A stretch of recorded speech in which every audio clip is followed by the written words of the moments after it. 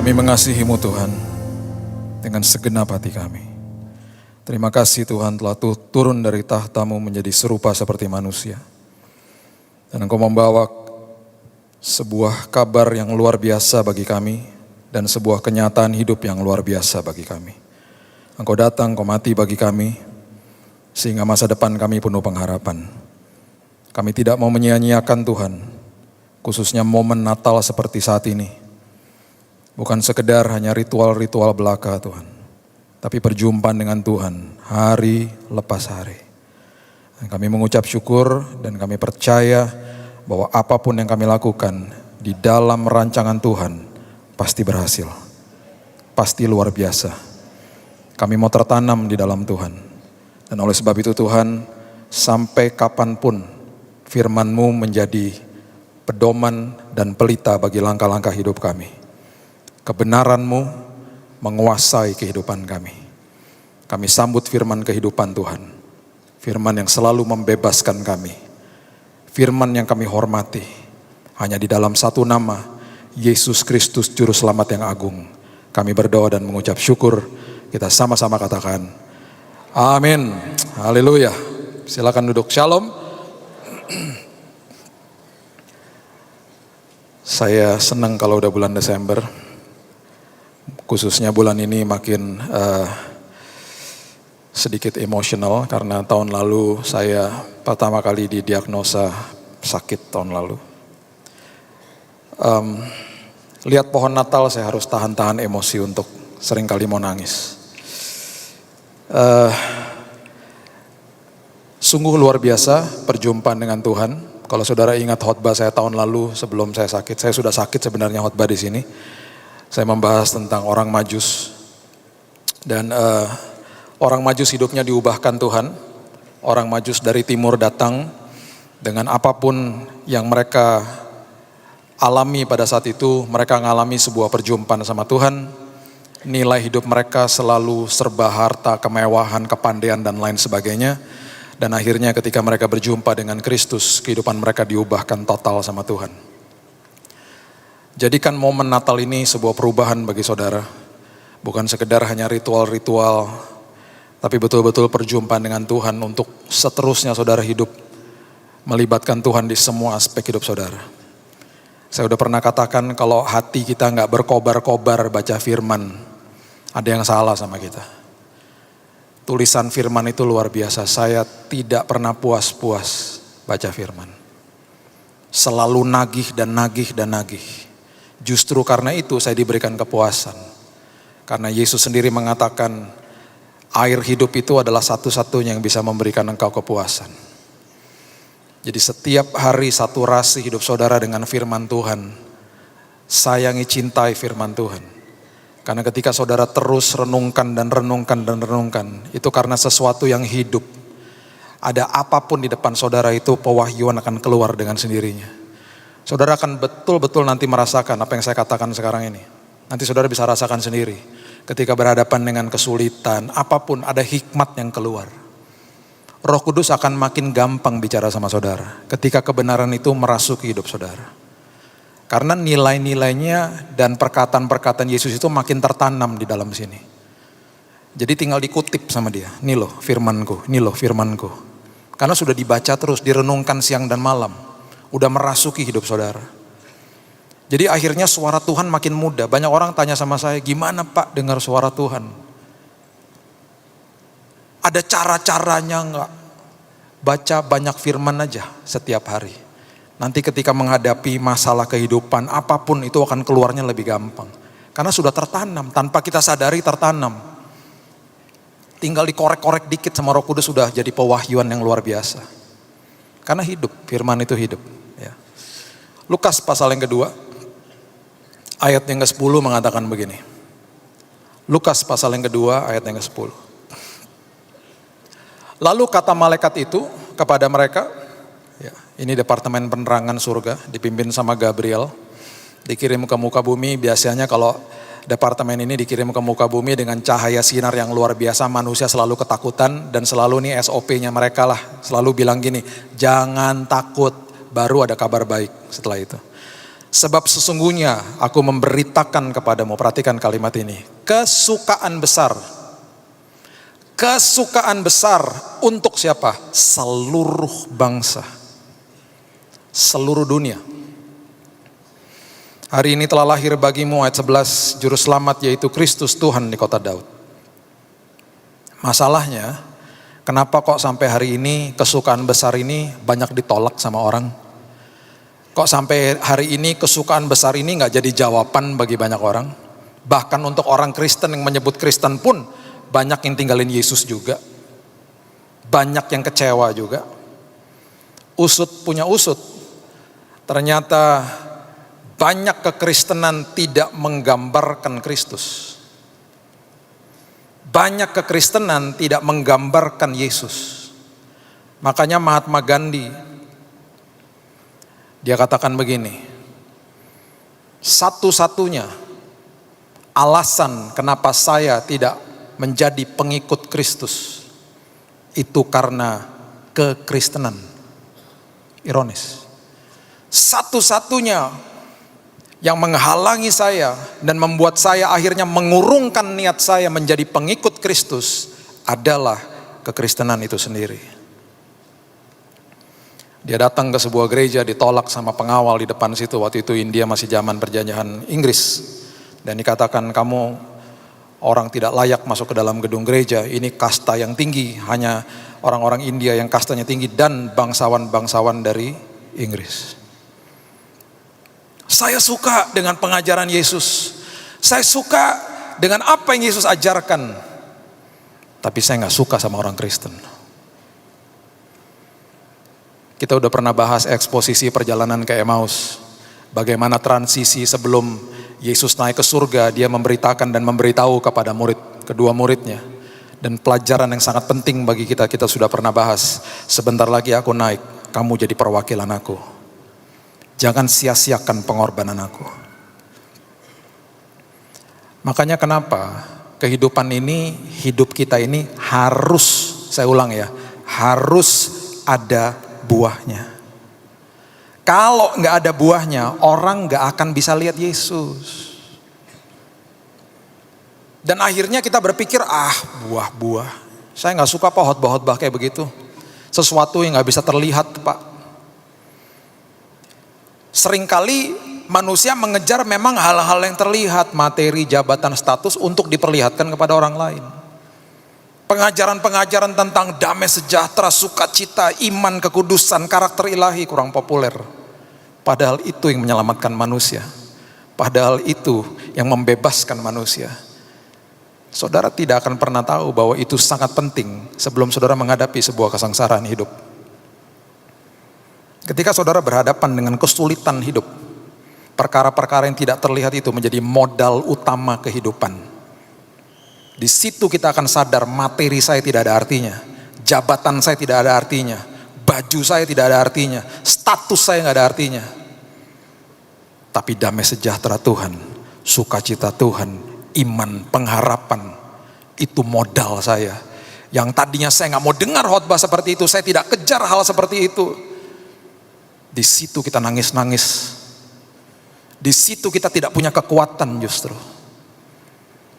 Padahal ini yang harus dilakukan tiap hari. Mengejar hal-hal yang seperti ini. Karena apa? Ada nilai kekekalan di dalamnya. Dan ketika hal-hal ini dikejar, hal-hal ini saudara hidupi, ini adalah sesuatu yang tidak bisa dicuri sama iblis. Karena diberikan sama kerajaan surga, diletakkan di dalam rohnya manusia. Tidak bisa dicuri sama dunia. Tidak bisa dicuri sama dunia. Dan ketika hidup kita berbuah, bukan sekedar orang lain akhirnya lihat Yesus, lihat kekristenan ini menggambarkan Kristus, kita pun tertolong sama kehidupan yang berbuah gitu loh. Masalahnya orang tidak mau berbuah karena manusia dan banyak kehidupan tidak mau ditanam sama Tuhan. Tidak mau ditanam sama Tuhan. Saya berikan judul khotbah saya, ditanam bukan dikubur. Saya sudah bahas tentang prinsip ini sedikit di khotbah saya yang lalu. Saya mau jelaskan kepada saudara. Yesus hadir, dia hidupnya akhirnya ditanam, bangkit di hari yang ketiga. Sebenarnya kata yang lebih tepat, dia adalah Tuhan yang diplanted, yang ditanam bukan dikubur. Dikubur jadi busuk, ditanam keluar pucuk dan berbuah. Yesus gak pernah jadi busuk. Makanya semua yang dia hidupi, semua yang saya pernah ajarkan di sini, yang Yesus menjawab kebutuhan bukan keinginan, itu semua kehidupan dia yang dia jalankan setiap hari. Kalau itu kita teladani, bebas kita. Makanya tuh dalam arti daripada firman yang mengatakan kebenaran memerdekakan hidupku, itu dalam artinya. Dan seringkali kebenaran itu adalah hal-hal yang tidak terlihat. Nah, kalau kita bicara soal ditanam, itu pasti bicara soal biji dan benih. Di dalam pelajaran ini, saya mau beritahu kepada saudara, saya bangga ketika mempelajari pelajaran ini karena di Alkitab Bahasa Indonesia kita lebih tajam daripada Alkitab Bahasa Inggris. Biasanya saya harus buka beberapa kata-kata, saling membandingkan ketika saya mempelajari dan menyiapkan khotbah bagi saudara. Kata biji dan benih itu di Alkitab Bahasa Indonesia kita lebih tajam, dibedakan. Kalau saudara buka bahasa Inggris, itu semuanya diterjemahkannya seed, cuman satu kata, seed, S-E-E-D, seed. Di Alkitab Bahasa Indonesia kita dibedakan, pengertian yang satu biji, yang satu lagi benih. Perbedaannya adalah biji adalah sesuatu yang masih raw, mentah. Makanya digambarkan itu sesuatu yang paling kecil, paling mentah. Sampai iman digambarkan seperti itu. Sekecil itu, sementah itu pun engkau bisa memindahkan gunung, bisa mencabut pohon ara, memindahkan ke dasar lautan. Itu yang Alkitab katakan. Yang namanya benih itu adalah biji yang sudah dikondisikan untuk ditanam. Ketika kita lahir baru, biji itu sudah diberi sama Tuhan. Makanya di janji-janji Tuhan, di rancangan awalnya Tuhan itu, semua kehidupan sudah diletakkan unsur biji di dalamnya. Sekarang bagaimana saya bermitra sama Tuhan, memberikan biji ini kepada Tuhan, dan kemudian membiarkan Tuhan mengkondisikan menjadi benih, dan benih itu ditanam, dan kita membiarkan Tuhan menanam hidup saya, hidup saudara. Kejadian pasal yang pertama ayat yang ke-29 adalah ayat yang menggambarkan rancangan awalnya Tuhan bagi manusia tentang kebutuhan manusia. Kejadian pasal yang pertama ayat yang ke-29 mengatakan begini. Berfirmanlah Allah, lihatlah aku memberikan kepadamu segala tumbuh-tumbuhan yang berbiji di seluruh bumi, dan segala pohon-pohonan yang buahnya berbiji, itulah akan menjadi makananmu. Dengan kata lain, besok lusa, minggu depan kebutuhanmu sudah aku tanggung penuh. Itu kebutuhan hidupmu. Tenang aja. Di dalam kebutuhan hidupmu sudah aku tanam unsur yang namanya biji. Makanya kenapa di ayat ini bijinya disebut 2 kali. Komoditas yang paling luar biasa yang Tuhan titipkan dalam hidup manusia adalah waktu, uang, dan talenta.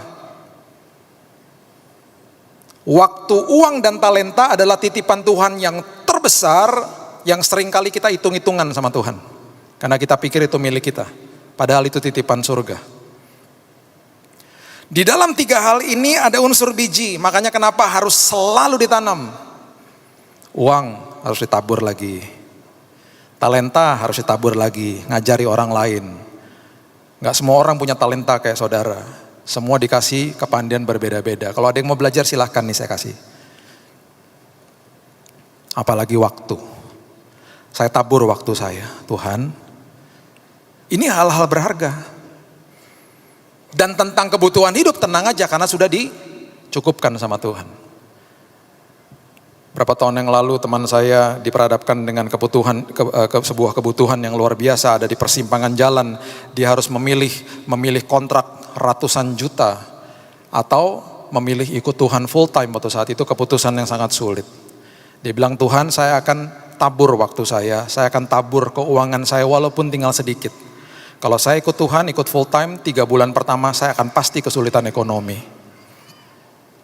Komponen terbesar saya adalah saya harus beli susu. Anak saya masih kecil Tuhan. Dan ini salah satu komponen terbesar, biaya terbesar. Betul, satu hari anaknya kehabisan susu, besok pagi udah harus minum susu lagi. Dia tidak telepon siapa-siapa, tidak minta siapa-siapa, dia angkat kaleng susunya, dia bilang, Tuhan, aku buang ini kaleng susu. Aku percaya Tuhan akan mencukupi kebutuhan aku. Dia buang kalengnya. Dia bilang besok paginya anaknya bangun, dia udah gak tahu harus minum apa. Tapi tidak pernah bergantung sama siapa-siapa. Tidak pernah telepon keluarga atau teman untuk pinjam uang. Karena kalau mau pakai akal manusia kan pinjam uang malam-malam mumpung supermarket masih buka. Dia buang, saya tanya bisa tidur? Ya sedikit khawatir tapi bisa tuh tidur. Betul besok paginya terbangun, anaknya nangis-nangis pagi-pagi.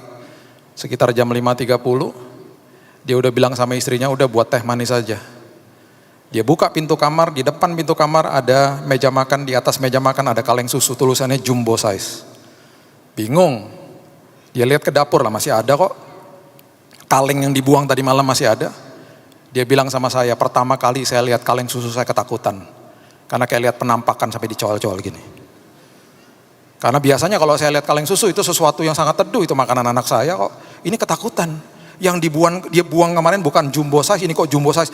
Ini sesuatu yang baru pas dicol-col gini lah. Ini berat, ini ada isinya dalamnya. Mbaknya keluar dari kamar. Dari mana mbak? Lah itu jam 5 pagi tadi mertua bapak kan anterin ke sini. Wow, kaget. Ngasih tahu, tanya sama istrinya. Kamu kasih tahu sama mama? Kita nggak punya susu. Enggak, aku nggak kasih tahu. Telepon mama mertua.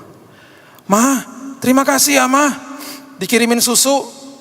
Mama tahu dari mana kita nggak punya susu? Mama nggak tahu. Kok bisa beliin susu? Nggak tahu. Tadi malam mama lagi ke supermarket, mama tergerak aja mau beliin susu buat cucu. Oke. Terus kok bisa jam 5 pagi mama ke sini? Mama ada meeting di Bandung. Ini kejadian di Jakarta. Mama kan kalau ke Bandung harus lewat tol. Sebelum masuk pintu tol kan lewat rumah kamu. Sekalian aja mama dropin. Tuhan tidak pernah telat. On time. On time. Karena janjinya. Jadi dia menepati janjinya. Ini loh kebutuhanmu, aku siapkan. Tapi ada unsur bijinya. Tenang aja. Hidupmu tenang. Ya, aku cukupi semuanya. Tapi engkau harus belajar nabur. Bahkan hidupmu engkau harus kasih kepada aku supaya aku jadikan benih. Supaya benih itu bisa aku tanam, ya. 2 Korintus pasalnya yang ke-9 ayat yang ke-10 mengatakan begini. 2 Korintus pasal yang ke-9 ayat yang ke-10, ia yang menyediakan benih bagi penabur ya dan roti untuk dimakan. Ia menyediakan benih karena sudah dikondisikan biji itu menjadi benih yang akan ditabur sama Tuhan. Dan roti untuk dimakan. Ia juga yang menyediakan benih bagi kamu dan melipat gandakannya dan menumbuhkan buah-buah kebenaranmu. Nanti buah-buah itu akan tumbuh pada waktunya. Serahkan aja sama aku. Tapi tugasmu cuma satu. Ketika aku menanam hidupmu, stay grounded. Biarkan aku menanam engkau. Mazmur pasalnya yang pertama, ayat yang ketiga mengatakan begini. Ketika kehidupan ditanam, kehidupan itu menjadi seperti ini. Ia seperti pohon yang ditanam di tepi aliran air. Berarti nutrisinya saudara didapat dari air kehidupan. Apapun terjadi di dunia ini nggak ngaruh sama saudara karena saudara dapat nutrisi dari Tuhan. Kalau mau ditanam, yang menghasilkan buah pada musimnya, tidak layu daunnya dan apa saja yang dibuatnya berhasil. Masalahnya yang pertama, orang kalau ditanam dia suka bingung karena tempat ditanam sama tempat dikubur sama. Dua-duanya di bawah tanah. Dua-duanya gelap. Dua-duanya berantakan. Dua-duanya merasa sendiri. Tapi yang satu akan jadi busuk, yang satunya akan keluar pucuk dan akan berbuah.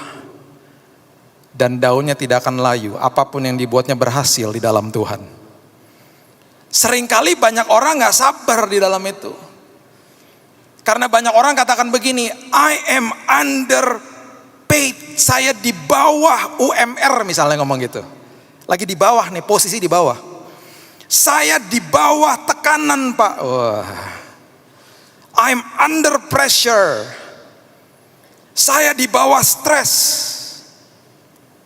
Saya loh Pak di bawah rata-rata Pak. Orang-orang lebih pandai dari saya. I'm undervalued, saya tidak dihargai. Timbul kata-kata seperti itu. Aku di bawah, aku di bawah, aku di bawah. Aku di bawah tekanan, aku di bawah rata-rata, aku di bawah gaji UMR misalnya. Aku di bawah macam-macam. I'm under. Kita gak sadar, kita lagi ditanam sama Tuhan. Kita gak sadar justru ketika kita sedang dalam keadaan seperti begitu, harusnya kita tidak kehilangan pengharapan. Karena kita tahu akarnya lagi dibangun di bawah situ. Memang gelap, memang gak enak, memang rasanya sendirian. Dan Tuhan tidak mau menumbuhkan cepat-cepat. Karena akarnya belum merambah, belum kuat. Saudara kalau lihat satu pucuk keluar dari tanah keluar, itu biasanya akarnya udah kemana-mana, gak kelihatan. Dan Tuhan akan tumbuhkan perlahan-lahan. Dan ketika tumbuhnya perlahan-lahan, orang masih mencibir kita. Ya masih kecil, usahamu masih kecil dibanding aku. Pengetahuanmu masih cetek kok gitu. Oh dikata-katai, dicemooh dan lain sebagainya. Gak apa-apa karena aku sedang ditanam, aku berdiam diri aja. Dan itu bagus bagi kita. Biarkan itu terjadi karena apa? Akarnya makin banyak dan makin berkembang ke kanan, ke kiri, ke belakang, ke depan. Semuanya mengakar di dalam. Itu yang Tuhan mau. Kalau dia cepat-cepat tumbuhkan saudara, saudara akan dieksploitasi sama dunia. Saudara akan dipermainkan, diombang-ambing. Makanya kenapa Burj Khalifa, gedung tertinggi di dunia 800-an meter, ketika digali ke bawah, itu lebih dari 50 meter fondasinya. 400 sekian kubik konkrit yang ditanam di bawah. Untuk penyanggah gedung tertinggi di dunia 800 sekian meter. Saudara sedang dibangun ke bawah sama Tuhan. Supaya fondasi saudara kuat. Dan kalau saudara sedang merasa di bawah, saya mau beritahu kepada saudara, jangan pernah kehilangan pengharapan. Saudara bukan dikubur, saudara sedang ditanam sama Tuhan. Memang rasanya gelap, rasanya gak enak, tapi tepat pada waktunya. Yang kedua, Tuhan akan menumbuhkan buah-buah saudara tepat pada waktunya. Baca bersama-sama saya. Di Kolose pasal yang kedua ayat yang ke-6 mengatakan begini. Kolose pasal yang kedua ayat yang ke-6 dan ke-7 mengatakan begini. Kamu telah menerima Kristus Yesus Tuhan kita. Karena itu hendaklah hidupmu tetap di dalam Dia. Hendaklah kamu berakar di dalam Dia dan dibangun di atas Dia. Hendaklah kamu bertambah teguh dalam iman yang telah diajarkan kepadamu. Dan hendaklah hatimu melimpah dengan syukur. Saya berani jamin berdasarkan firman Tuhan, ketika saudara hidupnya dibangun, akar saudara di atas Kristus, pasti luar biasa. Pasti luar biasa. Mau ada badai sebesar apapun, saudara akan berdiri teguh. Berdiri teguh, gak kebingungan. Saya banyak menghadapi orang kebingungan, saudara. Bingung, ketakutan dan lain sebagainya. Justru itu kesempatan di mana mereka bisa mengatakan kepada dirinya, ini Tuhan kesempatan, imanku akan bertumbuh di sini. Makanya kejar hal-hal yang tidak terlihat. Ketika badai datang, saudara siap. Yohanes pasal yang ke-15 ayat yang ke-10 dan 11 mengatakan begini. Yohanes 15 ayat yang ke-10. Jikalau kamu menuruti perintahku, kamu akan tinggal di dalam kasihku. Seperti aku menuruti perintah Bapakku dan tinggal di dalam kasihnya. Semuanya itu kukatakan kepadamu supaya sukacitaku ada di dalam kamu dan sukacitamu menjadi penuh. Ini Paulus menulis ini gak sembarangan ya. Paulus menulis di Galatia maksud saya. Di Yohanes ini sudah ditulis. Dan di Galatia 5 ayat 22, buah roh itu berkesinambungan dengan ini. Buah roh kalau saudara pelajari, 3 pertama itu kasih, sukacita, damai sejahtera. Dan sistematis teologi kita memang luar biasa, saling menyambung, berbeda penulis tapi semuanya nyambung. Yohanes mengatakan kalau engkau tinggal di dalam kasihku, engkau akan ada sukacita. Dan sukacitamu menjadi penuh. Sukacita itu letaknya di roh, tidak bisa diusik dan tidak bisa dicuri sama iblis. Yang ada di emosi saudara yang seringkali kita salah artikan itu kesenangan. Kesenangan bisa hilang kapan saja, kesenangan bisa diusik kapan saja. Yang namanya sukacita itu hanya pemberian kerajaan surga, dunia gak bisa kasih. Dunia tidak ngerti. Kasih membawa saudara ke dalam sukacita yang penuh. Sukacita yang penuh membawa saudara ke dalam damai sejahtera. Filipi pasal yang keempat, coba saudara lihat. Filipi pasal yang keempat, ayat 4-7 mengatakan begini. Bersukacitalah senantiasa dalam Tuhan. Sekali lagi kukatakan bersukacitalah. Tadi kasih membawa kepada sukacita. Sekarang sukacita membawa kepada damai sejahtera. Hendaklah kebaikan hatimu diketahui semua orang. Tuhan sudah dekat. Janganlah hendaknya kamu khawatir tentang apapun juga. Nyatakan dalam segala hal keinginanmu kepada Allah dalam doa dan permohonan dengan ucapan syukur. Damai sejahtera Allah yang melampaui segala akal akan memelihara hati dan pikiranmu dalam Kristus Yesus. Damai sejahtera letaknya di roh, gak bisa diusik, gak bisa dicuri sama iblis. Yang ada di emosi saudara itu namanya ketenangan. Ketenangan bisa hilang kapan saja. Makanya ketika melewati badai seperti kemarin, banyak orang bilang begini, rasa damainya kayak gimana Pak? Saya bilang, saya gak bisa jelasin. Kenapa? Melebihi akal budi. Melebihi akal budi, bagaimana saya bisa jelasin? Yang saya bisa tawarkan, tertanamlah, percayalah kepada dia, kamu bisa rasakan juga. Nanti kalau kamu rasakan, kamu juga pasti gak bisa jelasin. Karena melebihi akal budi. Saya sudah saksikan kepada saudara, ada seorang rekan saya yang bertobat terima Yesus. Karena itu. Makanya kenapa? Kabar baik itu akan tersalurkan tanpa saudara banyak bicara, orang akan lihat buahnya. Dan orang akan percaya yang namanya good news, gospel, Injil itu yang malaikat katakan. Karena Yesus secara fisik udah gak ada. Kita perwakilan, kita yang dikatakan kita mengkolonisasi bumi, menularkan budaya kerajaan surga dimanapun kita berada. Itu penting. Jadi bukan sekedar kita akhirnya menjadi berkat bagi orang lain, buah itu membawa keuntungan juga bagi saya. Kenapa? Ketika saya hidup di dalam kasih Tuhan, saya menerima sukacita, saya menerima damai sejahtera, dan ketika saya melewati kesengsaraan hidup, saya udah punya itu. Saudara tanya sama saya, ada kesenangan kemarin? Ya enggak ada lah di kamar rumah sakit. Ada ketenangan? Enggak ada juga ketika dengar vonis dokter. Tapi ada sesuatu yang saya nggak bisa jelaskan. Ada sukacita Pak, Bu. Ada damai sejahtera Pak. Seperti apa Pak rasanya? Nggak bisa dirasain, melebihi akal budi kok. Itu yang membuat saya tidur nyenyak tiap malam. Kesenangan hilang nggak masalah, ketenangan hilang nggak masalah. Yang penting ada sukacita sama damai sejahtera. Tidur nyenyak saya tiap malam. Makanya Kisah Rasul 12, saya mengaminkan peristiwa ini. Kisah Rasul 12 ayat 6-7 mengatakan begini. Petrus diperhadapkan dengan kematian. Keesokan hari dia akan diperhadapkan dengan orang banyak dan ada kemungkinan dipenggal juga kepalanya. Karena teman rekannya baru aja dipenggal kepalanya. Dan dia ada kemungkinan besar dipenggal kepalanya, dimasukin dalam penjara. Perhatikan ayat yang ke-6. Pada malam sebelum Herodes hendak menghadapkannya kepada orang banyak, Petrus tidur di antara dua orang prajurit, terbelenggu dengan dua rantai. Selain itu prajurit-prajurit pengawal sedang berkawal di muka pintu.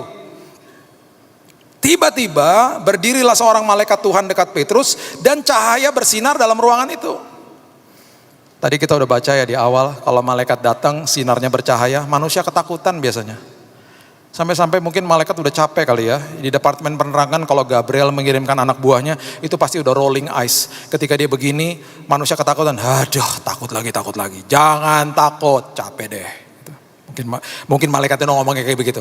Itu udah SOP tuh, jangan takut. Terus dia menjelaskan, saya malaikat dari surga. Dia menjelaskan siapa dia, baru kasih kabar. Ini pertama kali dalam sejarah kemalaikatan, perserikatan kemalaikatan, pertama kali didokumentasikan di Alkitab, malaikat datang, bersinar di dalam ruangan itu, manusianya nggak bergeming, manusianya nggak bangun. Karena apa? Alkitab mencatat begini. Malaikat itu menepuk Petrus untuk membangunkannya, katanya bangunlah segera, maka gugurlah rantai itu dari tangan Petrus. Berarti Petrus tidur nyenyak. Mungkin diketawain kali malaikatnya sama teman-temannya, ya kurang sakti, manusianya nggak bangun, diam loh. Mungkin gitu kali ya. Saya kalau ceritain sama anak saya begitu soalnya. Sampai-sampai manusianya nggak bergeming. Ini pertama kali didokumentasikan di Alkitab. Berarti Petrus tidur nyenyak. Kesenangannya ada nggak mungkin, ketenangannya nggak mungkin. Tapi karena hidupnya melekat dengan Tuhan, ada damai sejahtera dan sukacita. Bukan sekedar saudara menjadi berkat bagi orang lain, ini menjadi modal bagi saudara kalau saudara menghadapi badai. Makanya damai yang Tuhan janjikan dalam hidup saudara adalah damai selagi ada badai. Yang dunia janjikan adalah damai setelah badai. Makanya Alkitab mendokumentasikan damai yang melebihi akal budi, gak bisa dipikirkan. Ketika saudara ditanam dan mau ditanam sama Tuhan, kapanpun, dimanapun, menghadapi apapun, saya menjamin berdasarkan kebenaran firman Tuhan, malam tidur nyenyak saudara. Tidur nyenyak. Gak akan ada stres. There is no condemnation. Tidak ada penghukuman, penghakiman. Tidak ada khawatir, takut, dan stres. Walaupun ketenangan, kesenangan gak ada, sukacita, damai sejahtera melingkupi hidupku. Yang berikutnya, Mazmur mengatakan, daunnya tidak akan layu. Daunnya tidak akan layu. Setelah berbuah, daunnya tidak akan layu. Ketika musim gugur, pohon itu melepaskan daun-daun karena dia menyimpan nutrisi untuk musim dingin. Stop nutrisinya. Daun mulai berguguran, makanya dinamakan fall season, musim gugur, berantakan di mana-mana. Dilepas. Karena nutrisinya disimpan untuk winter, untuk musim dingin. Nanti setelah melewati musim dingin, dia kuat. Adalah musim semi di mana dia menyalurkan kembali nutrisinya dan daunnya bertumbuh kembali. Bagi sebuah kehidupan ketika ditanam di sebelah air kehidupan, semangat saudara tidak akan pernah layu. Saudara akan terus berdaun dan hidupmu akan terus konsisten musim demi musim, musim demi musim. Itu janji firman Tuhan. Kok bisa semangat Pak? Kok bisa konsisten? Karena tertanam. Yuk saudara, di Natal ini, kabar keselamatan ini, kabar baik ini harus tersiar di mana-mana. Kalau hidup kita tidak berbuah, kita tidak akan bisa memberitakan kepada dunia bahwa ini kabar baik bagi seluruh bangsa. Seluruh bangsa. Ketika saudara berbuah, daun saudara tidak pernah layu. Orang akan berdatangan. Bukan sekedar saudara diuntungkan. Banyak orang akan percaya sama Yesus. Saya sedang melayani 9 orang yang baru terima Yesus di rumah saya. Natal ini adalah Natal pertamanya mereka. Saya excitednya luar biasa. Minggu depan mereka akan datang ke rumah, tanggal 25 maksud saya, mereka akan datang ke rumah semuanya. Dan kami akan merayakan Natal bersama-sama. Ini Natal pertama mereka. Merinding saya. Mereka mulai tertanam di komsel di rumah saya semenjak Agustus kemarin. Perkara-perkara besar terjadi. Baru terima Yesus dikasih karunia nubuatan. Baru terima Yesus dikasih bahasa roh. Kagum saya sama pekerjaan Tuhan. Tuhan itu luar biasa dan dahsyat. Makanya hidup di dalam kasih-Nya. Kejar perkara-perkara yang tidak terlihat. Kehidupan kita makin berkualitas di dalam Tuhan. Dan pada akhirnya Mazmur mengatakan apapun yang diperbuatnya berhasil.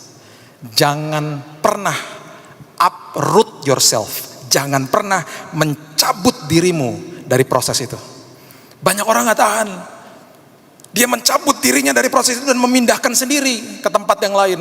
Gak enak di sini, cari tempat yang lebih enak aja. Kalau saya gak mau ditanam di sini.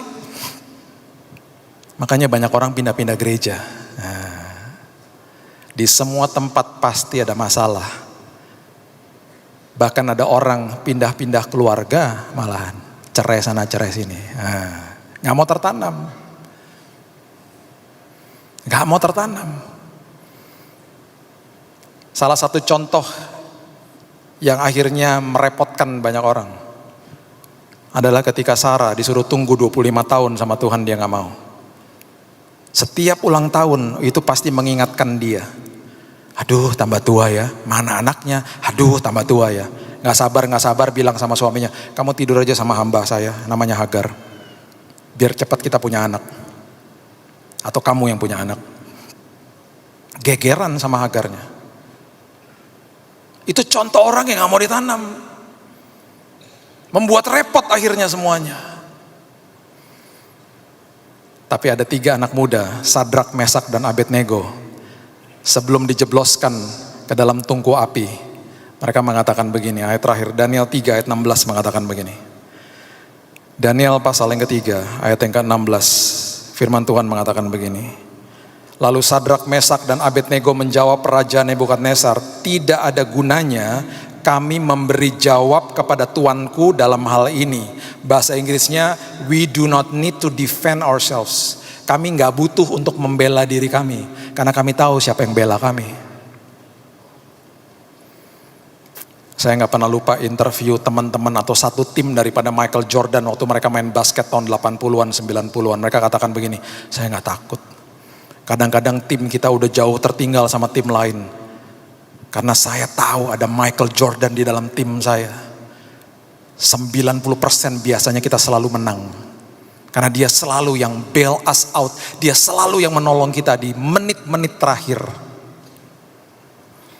Yesus tidak pernah berseberangan sama saudara. Dia ada di pihak saudara, dia berperang bagi saudara. Di ujung daripada cerita itu, raja yang menjebloskan ke dalam tungku api adalah raja yang sama yang mengeluarkan mereka dari tungku api selagi api itu sedang bernyala. Dan Alkitab mencatat tidak ada bau hangus sedikit pun. 2 minggu lalu ada orang tanya sama saya, lah sakit, saya baru dengar kesaksiannya sakit, kok gak kelihatan bekas sakit. Saya ingat sama ayat ini, mau ditanam Pak, kalau mau ditanam gak ada bekasnya nanti. Justru yang keluar adalah kemuliaan Tuhan, bukan kehebatan kita. Saya tutup dengan cerita ini. Minggu lalu ada rekan saya dan istri saya datang ke rumah. Dia bilang begini, bisnis saya kolaps. Saya habis-habisan. Saya mau beritahu ini kepada saudara supaya saudara belajar. Saya juga belajar, ya. Kita sama-sama belajar. Orang ini ada dalam titik penghabisan terakhir. Makanya banyak jemaat tanya begini, Pak gimana Pak? Besok udah deadline Pak. Pak gimana Pak? Bingung Pak. Saya selalu bilang gini, bagus. Saya udah gak tahu lagi mesti ngapain, bagus. Kok bagus Pak? Ya bagus. Kalau kamu bilang kamu gak tahu lagi harus ngapain, itu bagus. Tuhan paling suka kayak begitu. Selama kamu masih bilang aku bisa, Tuhan gak akan coba campur tangan. Dia bilang, kamu tahu gak? Bisnis saya udah kolaps. Dan saya tinggal punya mobil satu, mobil niaga, mobil pickup. 2 bulan cicilan terakhir saya udah gak bisa bayar. Debt collector datang ke rumah. Debt collectornya marah-marah. Dia bilang gini, Mas mau ngamuk-ngamuk, mau marah-marah sampai kapanpun gak akan menambah uang di rekening saya. Ini loh Mas, tetap 0. Udahlah Mas, gak usah marah-marah. Saya kalau ada uang juga saya bayar. Nih lihat aja, bangkrut usaha saya. Ini toko saya, udah tutup, mau tutup udah. Akhirnya debt collectornya mereda, pulang. Besoknya di WhatsApp sama debt collector. Saya dikasih lihat WhatsAppnya. Bu, Saya udah bicara Bu sama orang sales. Untuk tagihan 2 bulan ke depan, tagihan yang terakhir ini, biarkan saya sama orang sales yang nalangin dulu, bayarin dulu. Nanti kalau ibu ada uangnya, ibu nyicil aja ke saya. Mana ada debt collector yang bayarin? Kalau nggak debt collector dikuasai sama roh Tuhan, nggak mungkin. Nggak mungkin. Kok bisa dalam satu hari ada pernyataan itu? Makanya ya, kalau udah di titik-titik terakhir, itu paling nikmat udah. Biarin aja. Tuhan, aku sudah lakukan apa yang aku bisa. Aku cuman punya dengkul sama air mata. That's it. Tapi dengkul dan air mata ketika bermitra sama Tuhan jadi perkara besar. Sederhana kok. Di saat aku udah gak bisa apa-apa, Tuhan akan berkarya. Dan selalu jawaban Tuhan tepat waktu. Selalu begitu. Ketika dia mendapat kenyataan ini, dia bilang lagi sama dirinya sendiri, lah kan berarti saya ada hutang, saya harus bayar dong 2 bulan. Besoknya ada jawaban doa lagi. Kuncinya cuma berserah kok, mengucap syukur kok. Besoknya ada temannya bilang begini, Mbak, itu mobil nggak diapa-apakan? Ya enggak, mau ngapain lagi? Bisnis udah mau bangkrut begini kok. Udah tak sewa ya mobilnya, saya karyakan mobilnya. Oh ya boleh, saya kasih DP dulu ya. Habis itu nanti bulan ketiga saya mulai nyicil sama kamu, setiap bulan saya kasih uang terus, pokoknya uang sewanya gitu. DP-nya ketika dikasih persis untuk bayar debt collector sama orang salesnya untuk pembayaran 2 bulan. Mobilnya lunas, langsung lunas. Caranya Tuhan kan ajaib. Dia sampai bilang begini, mobil saya lunas, bulan ketiga saya dapat uang pemasukan, bisa bergulir lagi usaha saya. Sekarang usaha saya mulai dibangun lagi, tapi dulu dibangunnya atas kebanggaan dan dibangun di atas kesombongan diri saya. Sekarang dibangunnya di atas Kristus. Dibangunnya di atas pengharapan yang benar dan pasti akan tumbuh menjadi luar biasa. Dan ketika itu terjadi, hal-hal besar akan terus naik dan tidak pernah turun. Menjadi kepala bukan menjadi ekor. Kuncinya cuma satu, mau ditanam. Dan ketika ditanam, itu artinya bukan dikubur. Ditanam akan keluar tunas, akan berbuah. Daun saudara tidak akan layu. Dan pada ujungnya, apapun yang saudara buat berhasil di dalam Tuhan. Berikan tepuk tangan kita untuk Tuhan kita. Tuhan Yesus dahsyat, Tuhan Yesus luar biasa. Terima kasih Tuhan, kami mengucap syukur buat sore hari ini. Berterima kasih buat firman Tuhan. Berterima kasih buat momen Natal ini, momen yang sangat indah Tuhan. Bersama dengan keluarga, bersama dengan teman-teman jemaat, merayakan apa yang kau lakukan bagi kami ribuan tahun yang lalu Tuhan. Yang kami tidak akan pernah mau lupakan dalam hidup kami. Menjadi bagian yang sangat erat dengan jiwa kami. Oleh sebab itu Tuhan, kami mau betul-betul hidup kami dari hari ini sampai selama-lamanya mengalami Yesus dalam hidup ini. Tertanam di tepi aliran air kehidupan. Supaya pada waktunya buahnya akan tumbuh. Karena kami mau dijadikan benih oleh Tuhan. Dan daun kami tidak akan pernah layu. Semangat kami untuk ikut Tuhan selalu konsisten. Dan apapun yang kami kerjakan dibuat berhasil oleh Tuhan. Kami serahkan hidup kami dan masa depan kami dalam tangan Tuhan. Hamba-Mu berdoa khusus bagi jemaat Betaning dan tahun 2020 adalah tahun yang penuh dengan kesaksian. Tahun yang luar biasa bagi mereka. Karena mereka adalah jemaat yang mau ditanam sama Tuhan. Mungkin saat ini kami merasa gelap.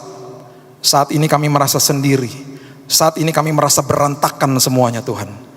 Tapi kami tinggal menunggu waktunya Tuhan.